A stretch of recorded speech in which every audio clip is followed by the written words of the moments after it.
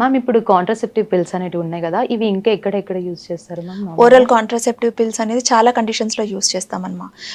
చాలా మంది పిల్లలొస్తారు. పాలిసిస్టిక్ ఓవరీతో గాని అట్లా వస్తారనమాట. So, best oral contraceptive pills అనేది వాళ్ళకి ఎక్కువగా యూజ్ చేస్తామన్నమాట.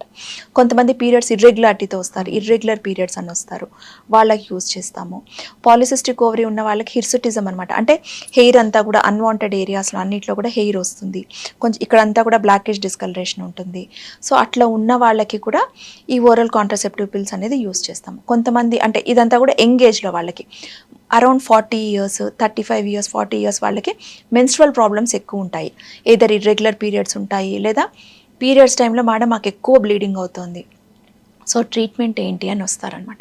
సో వాళ్ళకి ఒకసారి బేసిక్గా స్కాన్ చేసుకొని ఫైబ్రాయిడ్స్ అంటే అదర్ ప్రాబ్లమ్స్ ఏమీ లేవు, ఉత్త హార్మోన్ ఇంబ్యాలెన్సే ఉంది అన్న వాళ్ళకి ఈ ఓరల్ కాంట్రాసెప్టివ్ పిల్స్ అనేది వాళ్ళందరికీ కూడా యూజ్ చేస్తాము. సో ఈ ఓరల్ కాంట్రాసెప్టివ్ పిల్స్ యూజ్ చేయడం వల్ల దానికి చాలా అడ్వాంటేజెస్ ఉన్నాయి. అంటే ఎండోమెట్రియల్ క్యాన్సర్స్ కానీ, ఒవేరియన్ క్యాన్సర్స్ కానీ అవన్నీ కూడా ప్రొటెక్టివ్ అనమాట ఈ ఓసిపీస్ యూజ్ చేస్తే. So minimum 1 year to 2 years oral contraceptive pills use చేస్తే ఇన్సిడెన్స్ ఆఫ్ ఎండోమెట్రియల్ క్యాన్సర్ కానీ, ఓవేరియన్ క్యాన్సర్స్ కానీ చాలా మటుకు తగ్గుతుంది. సో ఈ అన్ని కండిషన్స్లో మనము ఓసిపీస్ అనేది యూజ్ చేస్తాము. ఓకే. సో ఇప్పుడు ఈ టాబ్లెట్స్ యూజ్ చేసిన వాళ్ళకి ఎలాంటి సమస్యలు రావు కదా మ్యామ్ అసలు? యూజువల్గా ఓరల్ కాంట్రాసెప్టివ్ పిల్స్ అనేది సేఫ్ మెడికేషన్ మా. ఇప్పుడు మనం యూజ్ చేసే టాబ్లెట్స్ ఈస్ట్రోజన్ కానీ, ప్రొజెస్ట్రాన్ కంటెంట్ అనేది చాలా తక్కువగా ఉంటుంది. కాబట్టి సైడ్ ఎఫెక్ట్స్ అనేది చాలా మటుకు తక్కువగా ఉంటుంది. ఒకవేళ సైడ్ ఎఫెక్ట్స్ వస్తే కూడా బేరబుల్ అన్నట్లే, మైల్డ్ సైడ్ ఎఫెక్ట్సే ఉంటాయి. ముందుగా చెప్పినట్టుగా హెడేక్ కానీ, వామిటింగ్స్ కానీ, కొంతమందికి ఎలా అంటే నాసియా సెన్సేషన్, ఉత్త వామిటింగ్ సెన్సేషన్ మాత్రమే ఉంది అంటారు. కొంతమంది బ్రెస్ట్ అంతా కూడా కొంచెము ఎక్కువ సోర్గా ఉంది, టెండర్గా ఉంది అంటారు. సో అవి సైడ్ ఎఫెక్ట్స్ అనేది బేరబుల్ అన్నట్లే లెక్క అనమాట. సో కొంతమందికి అంటే సడన్గా స్ట్రోక్స్ వస్తాయి.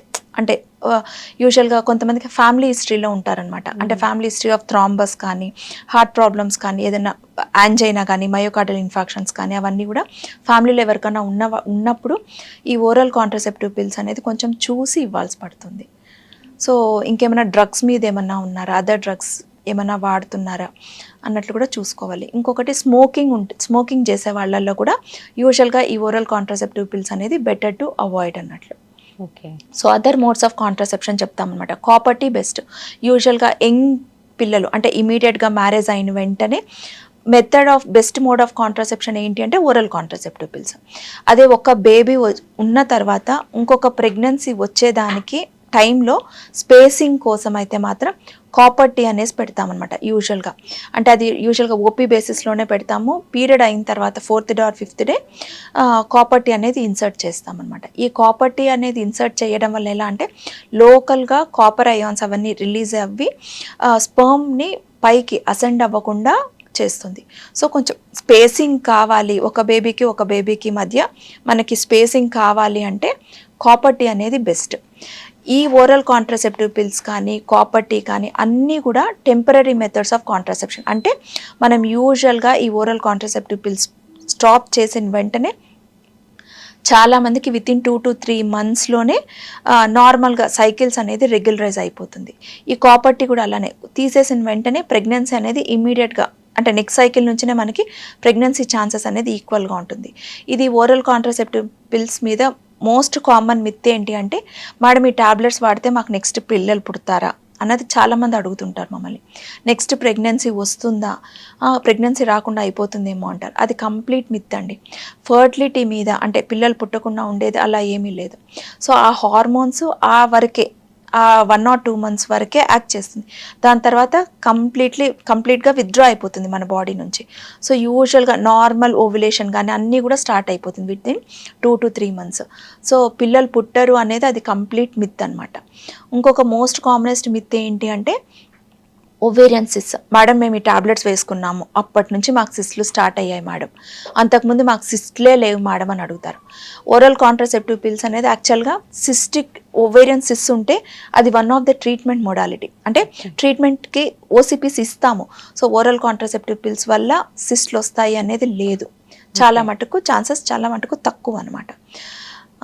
So best method of contraception other than అంటే ఇప్పుడు ఈ కాలంలో అంటే అన్వాంటెడ్ ప్రెగ్నెన్సీస్ కంటే ప్రెగ్నెన్సీ వచ్చి అబార్షన్ చేసుకునే దాని బదులు ఓరల్ కాంట్రాసెప్టివ్ పిల్స్ అనేది యూస్ చేస్తే చాలా మంచిది. ఓకే. అంటే ఇప్పుడు కొందరు ఇట్లా అనుకుంటారు కదా మ్యామ్, ఒక బేబీ పుట్టిన తర్వాతకి మళ్ళీ ఒక 2 ఇయర్స్ అట్లా గ్యాప్ తీసుకొని మరి అట్లా తీసుకుందాం అనేసి అనుకుంటారు కదా మ్యామ్. అట్లా 1-2 ఇయర్స్ కూడా కొందరు తీసుకున్న వాళ్ళు ఉన్నారు. సో అట్లాంటి వాళ్ళు అన్ని ఇయర్స్ అట్లా వేసుకుంటే ఏం ఎఫెక్ట్స్ అట్లా ఏమి ఉండదా మ్యామ్ మరి? ఒక బేబీ నుంచి ఇంకొక బేబీకి స్పేసింగ్ ఉండాలి అనుకుంటే కాపర్టీ బెస్ట్.